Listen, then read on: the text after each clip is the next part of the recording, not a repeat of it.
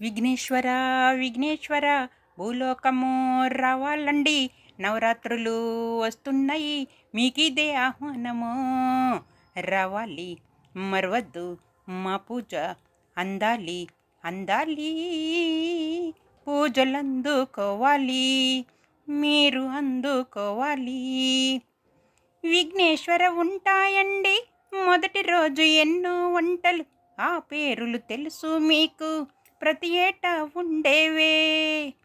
నెయ్యి ఎక్కువేసి మేము లడ్డూలు చేస్తామండి, అవి కూడా తెలుసును మీకు, ప్రతి ఏటా ఉండేవే.